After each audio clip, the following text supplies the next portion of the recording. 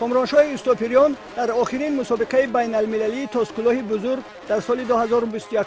که در شهر ابودابی برگزار شد مهارت بلند نشان داده به گرفتن مدال نقره مشرف شد. هنگام بازگشت از این مسابقه با نفوذ این ورزشکار موفق را در گذرگاه سرحدی فاتح آباد ناحیه مسچاه رهبریت کار با جوانان و ورزشی ولایت سوخت، نمایندگان مقامات اجرایی حاکمیت دولتی ناحیه مسچاه، مربیان و ورزشکاران و نزدیکان و پیوندان گرم و صمیمی استقبال نمودند.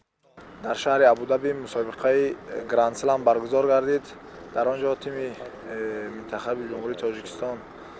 اشتراک کردیم. 10 نفر ورزشکار و در وزن 90 کیلوگرم به من میسر گردید که از 3 حریف خود دست بالا شده در دور فینالی آزمایش کرده سزاوار جای دوم گشتم. در جنبه 30 سال بود، آخران مسابقه بود و باز اما در این مسابقه که در پیش ساده که راه به سوی پاریژ 2024 است برای بازی المپی ما کوشش میکنیم که در مسابقه نوبتی هم خوب اشتراک کرده خالهای ضرور را گرفته با سومین بازی المپی که برای من است اشتراک کرده بیرق تاجیکستان را بلند برداریم. بنابر اطلاع پدر کامرانشاه مربی شناخته استوپیروف محض توجه و دستگیری‌های حکومت جمهوری تاجیکستان نسبت رشد ورزش است که سال از سال ورزشکاران کشور ما در مسابقه‌های با نفوذ بین المللی و جهانی به دستاوردهای ارزنده مشرف گردیده ایستادند. من باور دارم که با هدایت‌های پیشوای معظم ملت که خیلی ورزش دستگیری میکنند، رئیس ولایت ما را دستگیری کردند، ریاست کار با جوانان ولایت دائما در تیاری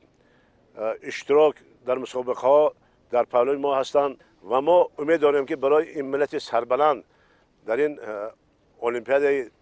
نوبتی حتما برگ سبز در قطار دیگر جوانان شجاع تاجیک که همه امروز کمر بستند در گشتینگ دوزودا که اصلا زاده گشتینگ ملی ما هست، گشتینگری هست، ما توانیم که برای این دولت صاحب استقلال خود یک مدال های خوش رنگش جلادار یعنی طلایی آوریم. کامرانشاه استوپیریان در قطار دیگر جودوچیان معروف کشور اکنون به مسابقه های با نفوذ در پیش ایستاده و بازی های المپی نوبتی آمادگی می‌بیند.